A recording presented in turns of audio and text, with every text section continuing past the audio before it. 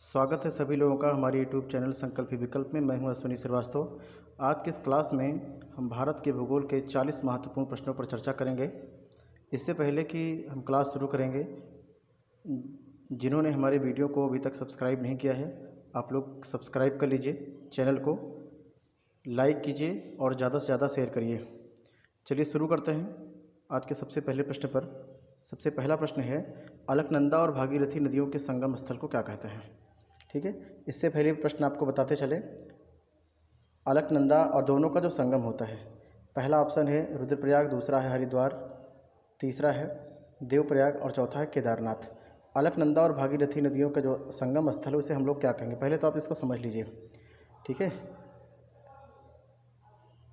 इसका सही उत्तर होगा option number B, Devprayag. Bhagirathi, कुछ इसके बारे में भी आप थोड़ा समझ लीजिए। भागीरथी गंगा की मूल धारा है। भागीरथी निकलती है गंगोत्री से। अलकनंदा की बात कर रहे हैं तो अलकनंदा निकलती है सतोपन थिमानी से। दो अलग अलग नदियाँ निकल रही हैं। अलकनंदा सतोपन थिमानी से निकल रही है और भागीरथी नदी निकल रही है जो कि गंगा की मूल धारा है, ये निकल रही है गंगोत्री के गोमुख हिमानी से। दोनों नदियाँ आगे बढ़ रही हैं। अलकनंदा और भागीरथी कुछ ऐसे ही आगे बढ़ रही हैं। आगे इनको मिलेगा टिहरी गढ़वाल जनपद, उत्तराखंड के टिहरी गढ़वाल जो जनपद है वहाँ पर है देवप्रयाग। हमेशा याद रखिएगा कि गंगा एक देव नदी है, तो जब तक आपको याद रहेगा गंगा एक देव नदी है तब तक आप क्लियर करेंगे। यानी कि अलकनंदा और भागीरथी नदी की जो संयुक्त धारा है देवप्रयाग, ये है अलकनंदा, इधर का अलकनंदा है और ये है भागीरथी। और यहाँ से अब ये आगे कहलाएगी गंगा के रूप में। यानी कि गंगा का मूल नाम क्या है तो आप बताइएगा भागीरथी। दोनों नदियाँ देवप्रयाग में मिलती हैं, उसके बाद इसकी जो मूल धारा होती है वो गंगा के रूप में जानी जाती है। ठीक है, ये तो बात रही केवल गंगा के बारे में। आगे कुछ इसमें ऑप्शन है, इसके बारे में भी थोड़ा सा आप समझ लीजिए। पहला ऑप्शन दिया गया है रुद्रप्रयाग। ये पंचप्रयाग के अंतर्गत में, पंचप्रयाग के अंतर्गत में आती हैं, इसको थोड़ा सा ध्यान रखिएगा, है ना। अलकनंदा प्लस मंदाकिनी, दोनों नदियां मिल करके रुद्रप्रयाग का निर्माण करती हैं। हरिद्वार एक प्लेस है, आप जानते होंगे कि पतंजलि योगपीठ, पतंजलि योगपीठ यही है। साथ में आपसे एक प्रश्न पूछेंगे कि आप बताइए गंगा नदी मैदानी क्षेत्रों में कहाँ से प्रवेश करेंगी? तो ध्यान रखिएगा हरिद्वार से ही गंगा जो है वो मैदानी क्षेत्रों में प्रवेश करती हैं। ठीक है, केदारनाथ की बात कर रहे हैं तो केदारनाथ पे ध्यान रखिएगा, भगवान शंकर का शिव जी को समर्पित बड़ा प्रसिद्ध मंदिर है केदारनाथ में। ठीक है, अगले प्रश्न की तरफ हम लोग बढ़ रहे हैं। अगला प्रश्न है हमारा कि भारत की सबसे लंबी झील कौन सी है? सबसे बड़ी और सारी झीलें तो आपने सुनी होगी, लेकिन भारत की सबसे लंबी झील कौन सी है? पहली है पेंगोंग झील, दूसरी पुलिकट, तीसरी कलोरी और चौथी है वेम्बनाथ। ठीक है, तो इसका सही उत्तर क्या होगा? इसका सही उत्तर होगा केरल में स्थित ऑप्शन नंबर डी, वेम्बनाथ झील, है ना। वेम्बनाथ जो झील है जिसे हम पुण्यमदा झील के रूप में भी जानते हैं, कि पुण्यमदा झील भी वेम्बनाथ को ही कहते हैं। वेम्बनाथ झील कहाँ पर थी भैया? केरल में है, ध्यान रखिएगा इसी बात के लिए। इसी वेम्बनाथ झील की हम बात कर रहे हैं। यहीं पर एक पक्षी विहार है इसी झील में, जिसे हम कहते हैं वेम्बनाथ पक्षी विहार। वेम्बनाथ पक्षी विहार इसी में है।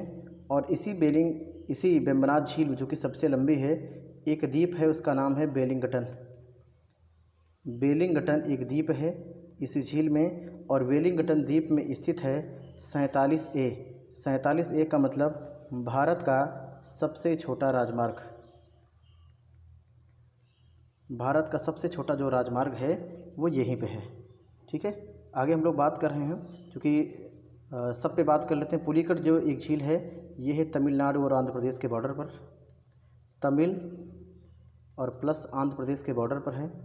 पेंगोंग झील ये जम्मू कश्मीर में है, और कोलेरी जो झील है वो आंध्र प्रदेश में है भैया। ठीक है, आगे बढ़ रहे हैं। अगला प्रश्न है, निम्नलिखित में से कौन सी नदी ज्वारनात्मक नहीं बनाती है? ज्वार नदमुख बनाती है। ज्वार नदमुख का मतलब आपको बता देते हैं, वो उसे कहते हैं एस्चुअरी। एस्चुअरी, दो कंडीशन ये होती है, नदियाँ अपने द्वारा बहा कर जो अवसाद लाती हैं वो नदी के मुहानों पर जमा कर देती हैं, जिससे एक त्रिभुजाकार आकृति का निर्माण होता है, जिसे डेल्टा कहते हैं। ध्यान रखिएगा, जो नदियाँ डेल्टा नहीं बनाती हैं उनके मुख को एस्चुअरी या ज्वार नदमुख कहा जाता है ना। और इनमें से क्या है, भारत की स्थिति को आप देख लीजिएगा। इस पूरी स्थिति को भारत जब बनेगा, ये भारत की बंगाल की खाड़ी की स्थिति है और ये है अरब सागर की खाड़ी में। ठीक है, प्रश्न बनता है, आप हमेशा ध्यान रखिएगा, जो नदियाँ बंगाल की खाड़ी में गिरेंगी सब डेल्टा बनाएंगी, और जो नदियाँ अरब के सागर में गिरेंगी उसमें से कोई डेल्टा नहीं बनेगी, है ना। तो एस्चुअरी कौन सी नदी कौन सा बनाएगी? गंगा बंगाल की खाड़ी में गिरती है, गंगा डेल्टा बनाएगी। गोदावरी बंगाल की खाड़ी में गिरती है, डेल्टा बनाएगी। महानदी बंगाल की खाड़ी में गिरती है, डेल्टा बनाएगी। लेकिन डेल्टा ना बनाने वाली नदी कौन सी है? ऑप्शन नंबर बी, ताप्ती नदी है। क्योंकि भारत में ताप्ती और नर्मदा पे ही क्वेश्चन पूछे जाते हैं कि ताप्ती और नर्मदा नदी जो है, जो कि खंबात की खाड़ी में गिरती हैं, दोनों डेल्टा नहीं बनाती हैं। ठीक है, आगे हम लोग बात करते हैं जल्दी जल्दी। निम्नलिखित में से ऐसे कौन सी पर्वतमाला जिसे सह्याद्री के रूप में जानते हैं? ठीक है, तो सह्याद्री जो पर्वतमाला है वो कहते हैं ऑप्शन नंबर बी भैया, पश्चिमी घाट को। आप भारत का मानचित्र जैसे आप वैसे उठाएंगे तो ऐसे लेकर के फैला हुआ है, लंबा सा कुछ ऐसे फैला हुआ है, और ये जो एरिया है ये है पश्चिमी घाट का एरिया, है ना। पश्चिमी घाट का एरिया सदाबहार यहाँ पर वन पाए जाते हैं। यहाँ पर एक घास स्थल पाया जाता है जिसे शोला के रूप में हम लोग जानते हैं। तो पश्चिमी घाट का पूरा सा विस्तार है, इधर से ये जो एरिया है पूर्वी घाट का आता है, और दोनों के नीलगिरी की पहाड़ी पर मिल जाते हैं। इधर का एरिया पूर्वी घाट का है, उधर पश्चिमी घाट का, दोनों आकर के घाट क्या है, ये कगार है अपने आप में, है ना। तो कौन सी पर्वतमाला जो है सह्याद्री के रूप में जानी जाती है? पश्चिमी घाट है। ऊपर के हिस्से में महाराष्ट्र के हिस्से में, गोवा के हिस्से में इसे सह्याद्री के रूप में जाना जाता है। आगे चलकर इसका कई सारे नाम आपको बनते हुए चले जाएंगे। जैसे कभी भी आपसे पूछ लें कि नीलगिरी भी किसका विस्तार है, तो भी पश्चिमी घाट का ही विस्तार माना जाएगा, है ना। ठीक है, आगे बढ़ रहे हैं। अगला प्रश्न ये है, निम्नलिखित में से आपको जोड़ी बनाना है, कि निम्नलिखित की आपको जोड़ी बनाना कि ये नदियाँ हैं, उसके किनारे बसे हुए नगर हैं, है ना। तो गोमती के किनारे कौन सा बसा हुआ है? गोमती के किनारे बसा हुआ ऑप्शन नंबर 4 लखनऊ बसा हुआ है। ब्रह्मपुत्र के किनारे कौन सा बसा हुआ है? गुवाहाटी बसा हुआ है। गोदावरी के किनारे कौन सा बसा हुआ है? तो बताइएगा, राजमुंदरी बसा हुआ है। और कावेरी के किनारे कौन सा बसा हुआ है? तिरुचिरापल्ली। ठीक है, ध्यान रखिएगा, गुवाहाटी नहीं है, गुवाहाटी के अलावा डिब्रूगढ़ भी बसा हुआ है, डिब्रूगढ़ भी बसा हुआ है। राजमुंदरी गोदावरी के किनारे राजमुंदरी है। राजमुंदरी एक ऐसी जगह है जहाँ पर केंद्रीय तंबाकू अनुसंधान संस्थान है, तंबाकू अनुसंधान संस्थान है। लखनऊ है, लखनऊ के अलावा गोमती के किनारे है जौनपुर, जौनपुर है, ये भी बड़ा फेमस है। सुल्तानपुर है ना, इसको भी थोड़ा सा ध्यान रखिएगा। आगे बढ़ रहे हैं अगले प्रश्न की तरफ। अगला प्रश्न है, ब्रह्मपुत्र नदी उद्गम से लेकर, इन प्रश्नों पे बहुत सारे प्रश्न बनाए जा सकते हैं, लेकिन चूँकि हम लोग केवल 1-2 प्रश्न पे ही बात करेंगे। ब्रह्मपुत्र नदी उद्गम से लेकर के, है ना। भारत के मानचित्र का जब आप ये हिस्सा देखेंगे, सिक्किम वाला ऐसे करके और ऐसे करके जो हिस्सा जो है भारत का कुछ ऐसे करके और ऐसे मुड़ा हुआ है, तो इस हिस्से के अंतर्गत में जब भारत के मानचित्र को देखेंगे तो इस एरिया जो है ये मानसरोवर का एरिया है। यहाँ से एक झील निकलती है, ऐसे एक नदी ऐसे निकलेगी जो नामचा बरवा एक पर्वत से ऐसे टर्न लेते हुए ऐसे बह जाती है ना। तो यहाँ पे ये कहलाती है सांगपो, सांगपो, यहाँ कहलाती है दिहांग, और यहाँ कहलाती है जमुना, है ना। यानी ब्रह्मपुत्र जो नदी है उद्गम से लेकर डेल्टा तक निम्नलिखित में से किन देशों को पार करेगी? म्यांमार में नहीं बहती है, ठीक है, भूटान में नहीं बहती है, ऑप्शन नंबर सी जो है चीन में बहती है। चीन और तिब्बत में इसका नाम सांगपो यानी शुद्ध करने वाला है, ठीक है। भारत में प्रवेश करते ही इसका नाम हो जाएगा दिहांग, ठीक है, और बांग्लादेश में इसका नाम हो जाता है जमुना। आगे बढ़ रहे हैं। अगला प्रश्न है कि इन सूचियों को आपको मिलान करना है। Rail coach factory Bangalore, wheel और एक्सेल पेरम्बोल, डीजल लोकोमोटिव वर्क्स और इंडिगल कोच फैक्ट्री यानी कि वाराणसी। आपको इन सब का एक मिलान करना है, आपको पता करना है कि इनका एक सही मिलान क्या होगा, ठीक है। ऑप्शन नंबर ए दिया हुआ है इसमें से कि इसका सही मिलान अपने आप में क्या होना चाहिए। तो सबसे पहले शुरुआत करते हैं, रेलवे कोच की जो फैक्ट्री है, ठीक है, बगीचों का शहर कपूरथला, रेलवे कोच की जो फैक्ट्री है कपूरथला, कपूरथला पश्चिम बंगाल सॉरी पंजाब में पड़ता है, बगीचों का शहर कहा जाता है। तो रेल कोच फैक्ट्री, पहले तो इसको सही लगाना सीखिए, जो आपको पता है आप वहाँ तक लगा लेंगे तो उत्तर आपको पता चल जाएगा। इंटीग्रल कोच फैक्ट्री बहुत आता है ये है 2 पर, पेरम्बूर में। डीजल लोकोमोटिवर्स ये पड़ जाता है भैया वाराणसी में। तो 3 तो क्लियर हो चुके हैं। तो अब अगर जो बच गया इसी को हम लोग लगा लेते हैं, है ना, यानी कि व्हील और जो एक्सल है वो पड़ जाएगा कहाँ पर, बंगलौर में। अब इसका ऑप्शन देख लेते हैं। ए का यानी रेलवे जो कोच की फैक्ट्री है वो है कपूरथला में, यानी ए का 3 है ना। ए का 3 वाला जो ऑप्शन है यानी कि कोई लगाने की जरूरत नहीं, अगर ए का 3 दिया हुआ है यानी कि ऑप्शन नंबर डी जो है ये वाला बिल्कुल सही उत्तर हो जाएगा। आगे बढ़ रहे हैं। अगला प्रश्न है कि निम्नलिखित एल्युमिनियम कंपनियों को, जो एल्युमिनियम कंपनियां हैं इनको इनके हिसाब से आपको मिलाना है। तो कई बार पूछा जाता है बाल्को, हिंडाल्को ये सब क्या है अपने आप में, है ना। बाल्को का मतलब ये होता है कि भारत एल्युमिनियम कंपनी लिमिटेड, है ना। तो बाल्को क्या है, हिंडाल्को भी इससे कंपनी है एल्युमिनियम उत्पादन में। तो आपको ये बताना है कि सब कहाँ हैं, ठीक है।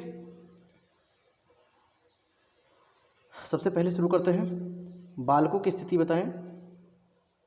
बाल्को है कोरबा, है ना, बाल्को पड़ जाता है कोरबा के अंतर्गत में। ये बहुत बड़ी कंपनी है एल्युमिनियम की। हिंडाल्को की अगर हम बात करें तो हिंडाल्को है रेनकूट में, ठीक है। 2 चीज़ें बिल्कुल एकदम क्लियर हो चुकी हैं। ए का 2 और बी का 4, ए का 2 और बी का 4, यानी बिल्कुल पूरी तरह से स्पष्ट हो चुका है कि जो दूसरा वाला ऑप्शन है ये सही होगा। 1 का 2 इसमें है, 1 का 2 वाला है ये, ठीक है। बी का 4 हो चुका है, यानी सी का 1 यानी इंडियन एल्युमिनियम जो है वो हीराकुंड में है, और नेशनल एल्युमिनियम की हम बात करें तो ये भी है कोरबा, है ना।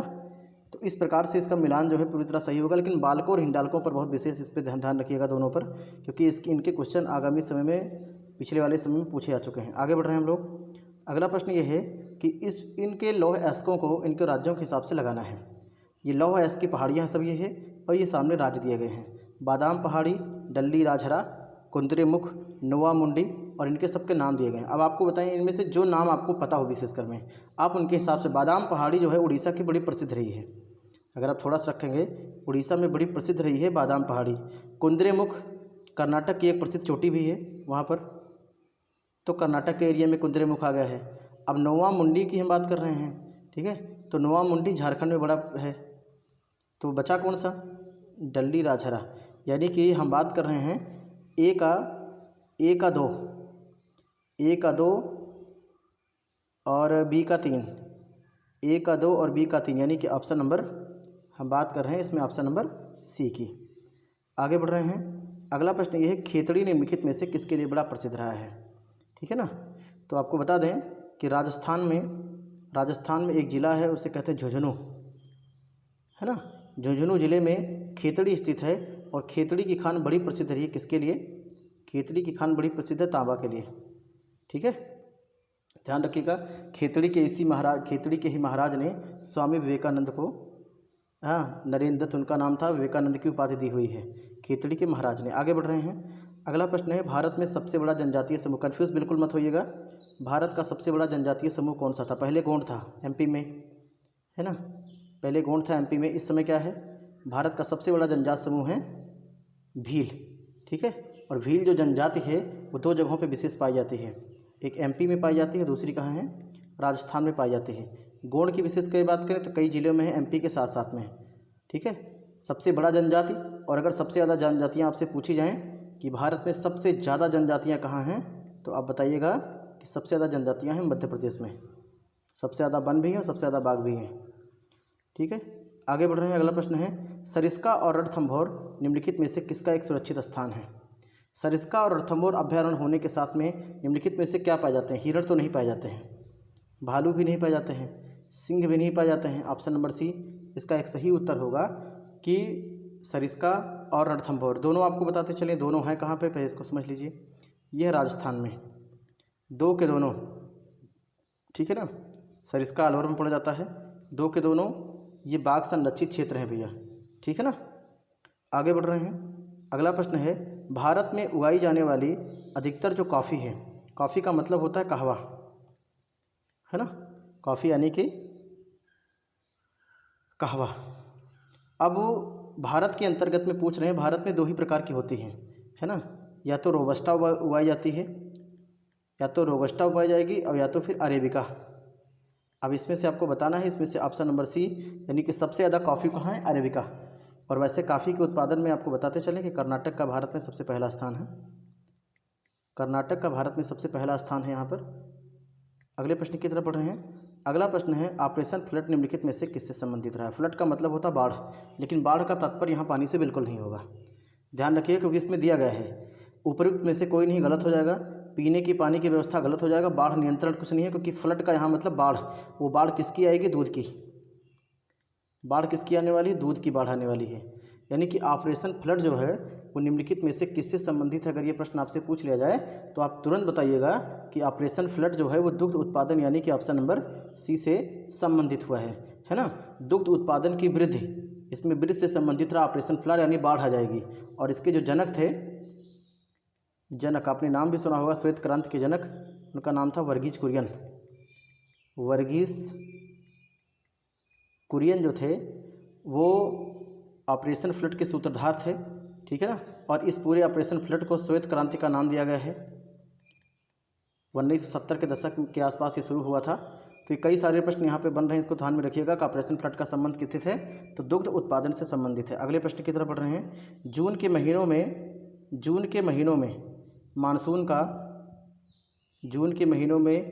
मानसून का फटना वर्षा लाता है, किसके तट पर लेके आता है ना।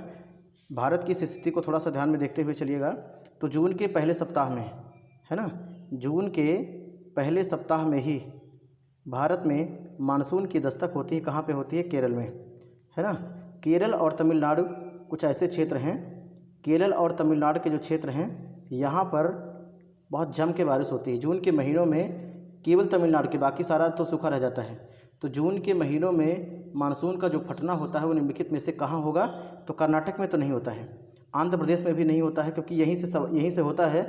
दक्षिणी पश्चिमी जो मानसून होता है वो केरल के तटों पर सबसे पहली बार पहुंचता है, यानी कि ऑप्शन नंबर बी जो है, यानी कि केरल और तमिलनाडु के दक्षिणी तटों पर, यही आपका सही उत्तर होगा।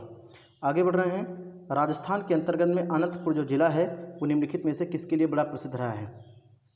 तो अनंतपुर जिला भी है, उसके लिए फेमस रहा है, जिसके उत्पादन में कर्नाटक का पहला स्थान रहा है। कर्नाटक में उसके लिए दो खानें बड़ी फेमस रही हैं, एक कोलार है और दूसरी ही हट्टी की खान बड़ी फेमस रही है। अब आप समझ चुके होंगे कि हम बात किसकी कर रहे हैं, है ना, बात हम कर रहे हैं स्वर्ण यानी कि गोल्ड की। अनंतपुर जो जिला है वो स्वर्ण यानी कि सोने से संबंधित रहा है, इसको बहुत विशेष ध्यान रखिएगा, ठीक है ना। आंध्र प्रदेश में एक और खान पड़ती है जिसे कहते हैं रामगिरी की खान, और रामगिरी की खान से भी सोना निकाला जाता है।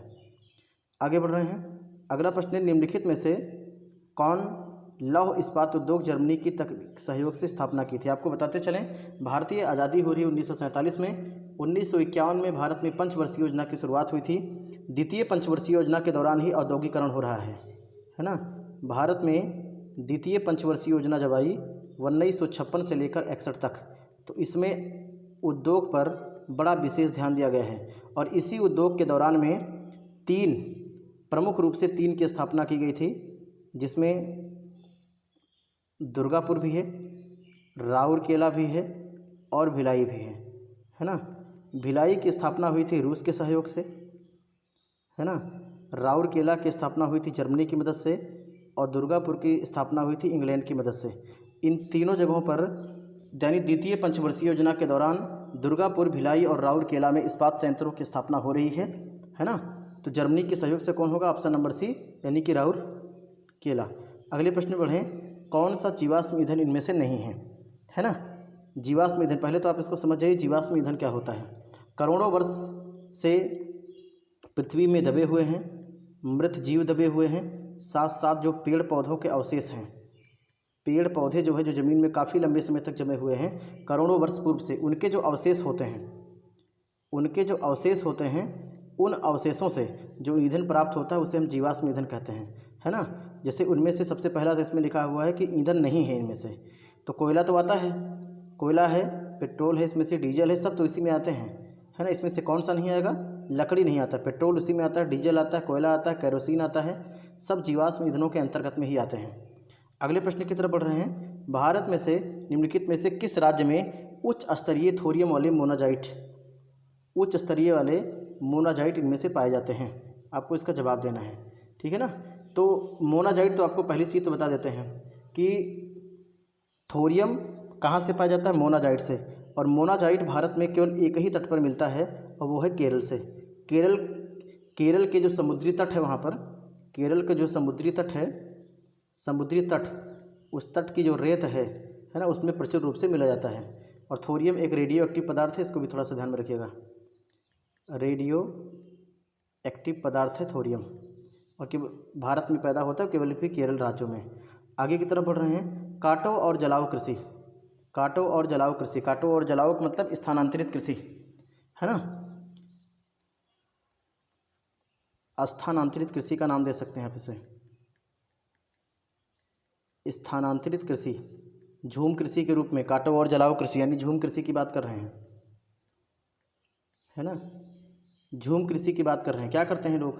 सबसे पहले, है ना, काटो और जलाओ कृषि, स्थानांतरित कृषि दिया हुआ है ना। कृषि का नाम दिया गया है, ये कौन सी कृषि है आपको ये बताना है कि, तो इसमें होगा स्थानांतरित कृषि के नाम को, है ना। ये कृषि क्या है? सबसे पहले आप जानते हैं जो झूम कृषि होती है वो क्या करते हैं? बनों को क्या करते हैं? बनों को काट देंगे, काटने के बाद साफ़ कर देंगे, फिर खेती करेंगे, और कुछ दिन जब खेती हो जाएगा, उर्वरा शक्ति ज़मीन खो देती है, तो उसको क्या करते हैं? उस ज़मीन को लोग छोड़ करके आगे बढ़ जाते हैं। मेघालय और पूर्वी भारत में स्थानांतरित कृषि, यानी कि बनों को साफ करके खेती फिर छोड़ देना उसको, ये काफ़ी पॉपुलर रही है। आगे बढ़ते हैं। अगला है हरित खेती में सम्मिलित क्या है?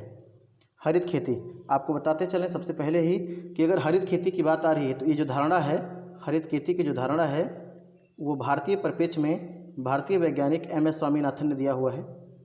MS स्वामीनाथन की धारणा है हरित खेती की, है ना। वास्तव में क्या है? हरित खेती का मतलब होता है संरक्षण कृषि। अब चर्चा ये हो रही है इसमें से कि आखिर हरित खेती में क्या सन्निहित हैं, कौन कौन सी चीज़ें? केवल जैविक खेती और बागवानी पर होगी? नहीं, ठीक है। बागवानी और पुष्प कृषि पर बिल्कुल नहीं होगा इसमें। खाद्य फसलों पर नहीं है। ऑप्शन नंबर जो आपका सी है। समेकित कीट प्रबंधन, समेकित पोषक पदार्थ आपूर्ति एवं समेकित प्राकृतिक संसाधन जो प्रबंधन होता है ना, पूरी तरीके से क्या होती है? संरक्षण कृषि होती है, संरक्षण कृषि के रूप में जानी जाती है ये, ठीक है। आगे बढ़ रहे हैं हम लोग। अगला प्रश्न है भारतीय वानस्पतिक सर्वेक्षण, बोटानिकल सर्वे ऑफ इंडिया 1950 में स्थापना हो रही है इसकी। 1950 में इसकी स्थापना हुई, बोटानिकल सर्वे ऑफ इंडिया की। पूछ रहे हैं कि आप ये बताइए कि इसका जो मुख्यालय है वो निम्नलिखित में से कहाँ है? तो बोटानिकल सर्वे ऑफ इंडिया, इसका मुख्यालय भैया कोलकाता के अंतर्गत में। ध्यान रखिएगा, वानस्पतिक सर्वेक्षण है। अगर आपसे पूछ लेता अभी कि वानस्पतिक अनुसंधान संस्थान, तो लखनऊ में हो जाता है ना। आगे बढ़ रहे हैं। अगला प्रश्न है क्षेत्रफल की दृष्टि से निम्नलिखित भारतीय राज्यों में से सबसे अधिक वन आच्छादन कहाँ है? यानी कि सबसे अधिक वन जो है भारत के किस राज्य में है ना। तो सबसे अधिक वन राज्य कहाँ भैया? मध्य प्रदेश में है। MP में सबसे ज़्यादा वन है, सबसे ज़्यादा बाघ भी यहीं पे हैं, सबसे ज़्यादा हीरा भी यहीं पे हैं, सबसे ज़्यादा जनजात भी यहीं पे है, और सबसे ज़्यादा वन भी यहीं हैं, सबसे ज़्यादा सोयाबीन भी यहीं है ना। टाइगर स्टेट के रूप में जाना जाता है ये, सोया प्रदेश के रूप में टाइगर स्टेट और सोया प्रदेश के रूप में मध्य प्रदेश जाना जाता है। तो क्षेत्रफल की दृष्टि में पूछ रहे हैं कि सबसे अधिक वन आच्छादन राज्य कौन सा होता है? तो आप बताइएगा ऑप्शन नंबर सी, यानी कि मध्य प्रदेश। आगे बढ़ रहे हैं। अगला प्रश्न है कि गेहूं की खेती के लिए, गेहूं की जो खेती होती है, पहले तो इसको आप समझिए कि रबी की फसल है, ये रबी की फसल है। और रबी की फसल को आप ध्यान में रखिए कि रबी की फसल के लिए निम्नलिखित में से क्या आवश्यक हो जाता है ना। अब रबी की फसल होती है तो आप जानते हैं कि हमारे यहाँ जो फसल होती है वो अक्टूबर के आसपास, नवंबर में बोई जाती है, और लगभग मार्च के आसपास, मार्च अप्रैल के आसपास काट दी जाती है। तो ये दौरान इसमें समय क्या होता है? सामान्य तापमान, बहुत कम तापमान होता है, भारी वर्षा, ये गलत हो गया है। आर्द्र तापमान, भारी वर्षा पूरी तरह गलत है ये। आर्द्र तापमान और सामान्य वर्षा, इसमें लिखा है आर्द्र तापमान, बिल्कुल नमी युक्त जो तापमान होना चाहिए, ठीक है, क्या ये सही हो सकता है? और अगला लिखा सामान्य तापमान होना चाहिए, सामान्य, आर्द्र तापमान ही सामान्य तापमान और सामान्य वर्षा गेहूं की कृषि के लिए फ़ायदेमंद है, ठीक है। आगे बढ़ रहे हैं। निम्नलिखित में से कौन सा राज्य वन क्षेत्र सबसे कम है? सबसे ज़्यादा वन हम लोगों ने जाना वहाँ पर है, और सबसे कम वन कहाँ पे है? सबसे कम वन अगर कहीं पे है तो वो कहाँ पे है? हरियाणा के अंतर्गत में है भैया, है ना, ध्यान रखिएगा इस बात के लिए।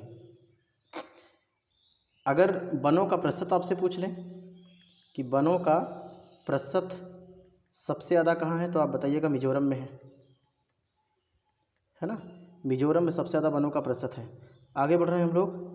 भारत की निम्नलिखित में से ऐसा फसल चक्र आप बताइए जो मई और जून के दौरान शुरू होता है, मई और जून में शुरू होता है, जिसमें धान और ज्वार और बाजरा आदि प्रमुख फसलें उगाई जाती हैं। अब चूँकि धान की बात कर रहे हैं, धान शब्द आने का मतलब ही हम बात किसकी कर रहे हैं, एक्चुअल में ये चर्चा हो रही है, धान शब्द आता ही है, तो इसका मतलब ये है कि चर्चा हमारी किस पे चल रही है, हम बात कर रहे हैं खरीफ की फसलों पर, है ना, क्योंकि खरीफ की जो फसलें हैं वही जून जुलाई, अब चूँकि यहाँ पर मई जून दे दिया है, रियल में क्या होता है जून जुलाई के दरमियान में होता है, जून जुलाई में बोया जाता है, सितंबर अक्टूबर के दौरान काट ली जाती है ना।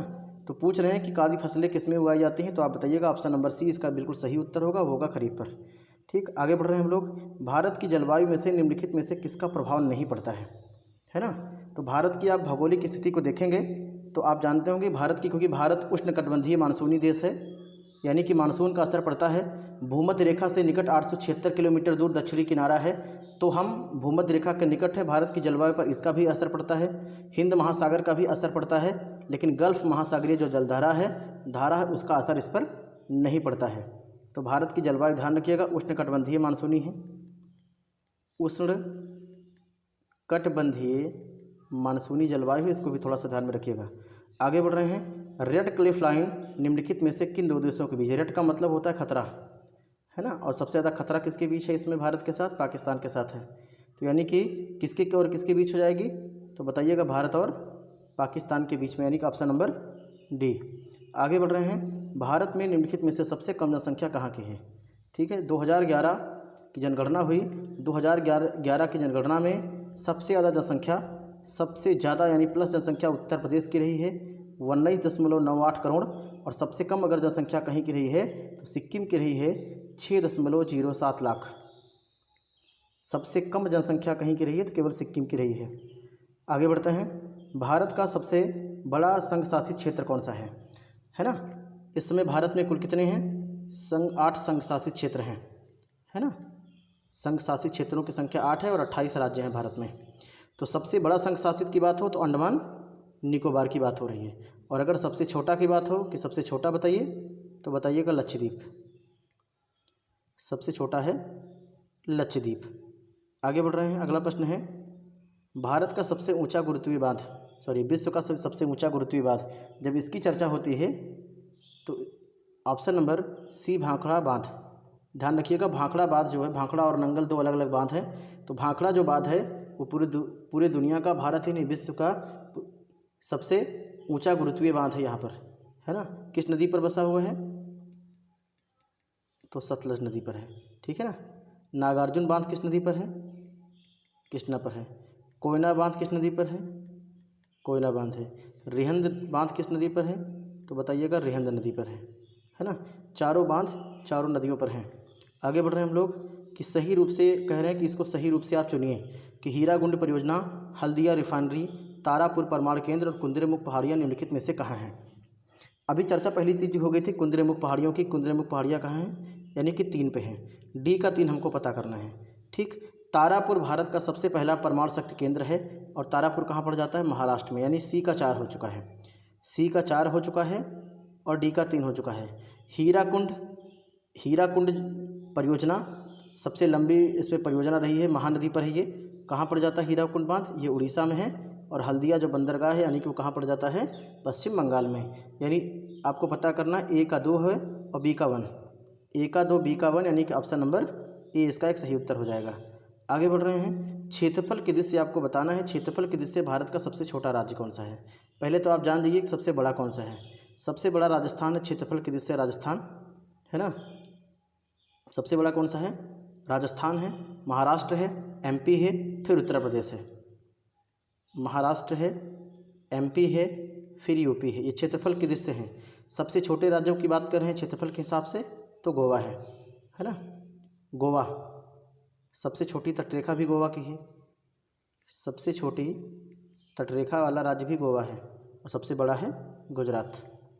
आगे बढ़ रहे हैं। पाक जलडमरू मध्य पाक जलडमरू मध्य, भारत का ये एरिया ऐसे उठाइए और इधर का एरिया श्रीलंका का बनाइए। यहाँ बात कर रहे हैं, बिल्कुल यहाँ की चर्चा चल रही है। इधर बंगाल की खाड़ी का एरिया बन जाता है ना। तो पूछ रहे हैं कि पाक जो जलडमरू मध्य है ये तथा मन्नार की खाड़ी द्वारा निर्मित जो सक्रिय जो दिखा रहे हैं आपको समुद्री जलमार्ग के कारण निम्नलिखित में से कौन सा देश भारत से अलग हो जाता है। तो कौन सा अलग देश अलग होगा, देश कौन सा अलग होना चाहिए भैया, वो होगा श्रीलंका अलग हो जाएगा। ठीक है ना। कारण क्या है इसका, आप देख सकते होंगे कि दोनों तरफ से दोनों का विस्तार है। ठीक है, एक तरफ आपने देखा, एक तरफ भारत का एरिया ये बन जाता है, भारत का प्रायद्वीपीय क्षेत्र है, दूसरी तरफ क्या है, श्रीलंका का है। पाक जलडमरू मध्य यानी कि इसे कहते हैं पाक स्टेट, पाक स्टेट भी कह सकते हैं। और मन्नार की खाड़ी भी है। ठीक है ना, श्रीलंका से अलग हो जा रहा है। अब पाक जलडमरू मध्य क्या कर रहा है, पाक जलडमरू मध्य बंगाल की खाड़ी को मन्नार की खाड़ी के साथ जोड़ देता है। ठीक है, आगे बढ़ रहे हैं। भारत का एकमात्र सक्रिय ज्वालामुखी कौन सा है। ठीक है, भारत में एक ही सक्रिय ज्वालामुखी है, वो है बैरन। और बैरप आपका पड़ जाता है, ध्यान रखिएगा। इसमें दो ऑप्शन दिए हैं, अंडमान द्वीप, दो ऑप्शन इन्होंने दिया हुआ है, एक है अंडमान द्वीप समूह, दूसरा निकोबार द्वीप समूह। अगर पूरा पूछा जाता है तो अंडमान निकोबार, चूँकि अलग अलग दे दिया है, अंडमान निकोबार ऐसे बटा हुआ है, तो इधर का जो एरिया है अंडमान का इस पर है, यानी कि ये है अंडमान द्वीप समूह पर एकमात्र यही सक्रिय ज्वालामुखी है बैरन। आगे बात कर रहे हैं केरल की मौन घाटी। केरल की मौन घाटी, मौन घाटी का मतलब है साइलेंट वैली, साइलेंट वैली जिसे कहते हैं शांत घाटी, मूक घाटी, है ना। केरल में एक ज़िला पड़ता है पलक्कड़, केरल के पलक्कड़ ज़िले में है मौन घाटी। किस लिए बड़ी प्रसिद्ध है, ध्यान रखिएगा, भारत में सर्वाधिक जैव विविधता पाई जाती है, भारत में सर्वाधिक जैव विविधता पाई जाती है यहाँ पर। मौन घाटी पश्चिमी घाट का विस्तार है, पश्चिमी घाट का ही एक विस्तार है। अब पूरी बात पुनः सुन लीजिएगा। मौन घाटी के संबंध में बात कर रहे हैं, साइलेंट वैली, शांत घाटी या मूक घाटी।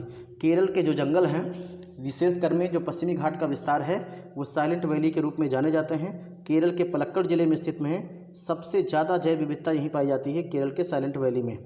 तो एकमात्र सदाबहार वन है, ऐसा नहीं, सदाबहार वन तो वहाँ होते ही हैं, महंगी नहीं है, ये भी गलत है, पर्यटन के लिए अच्छा नहीं है।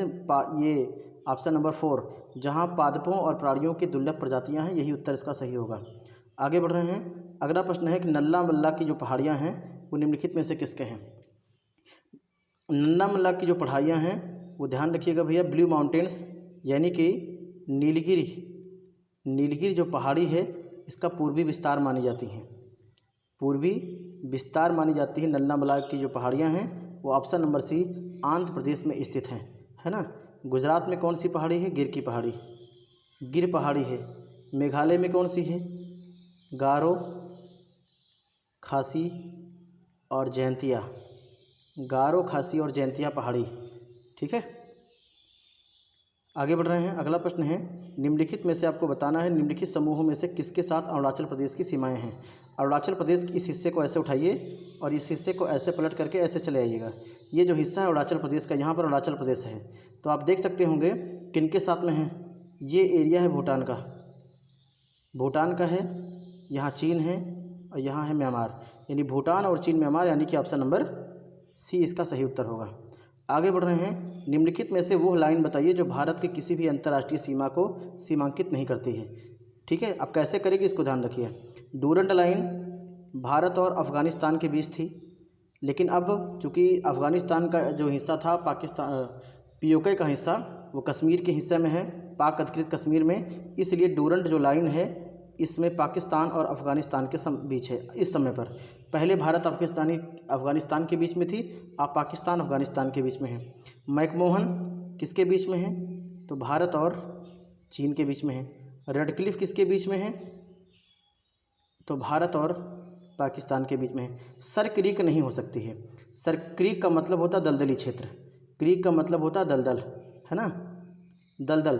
सर क्रीक जो लाइन है वो एक दलदली क्षेत्र है, कहाँ पड़ जाता है, गुजरात में, दलदली क्षेत्र गुजरात में अंतर में। भारत और पाकिस्तान की सीमा रेखा पर विवादित स्थल रहा है सर क्रीक लाइन, लेकिन ये किसी भी सीमा रेखा से अंदर, ये किसी भी प्रकार के भाग को सीमांकित नहीं करती भारत के।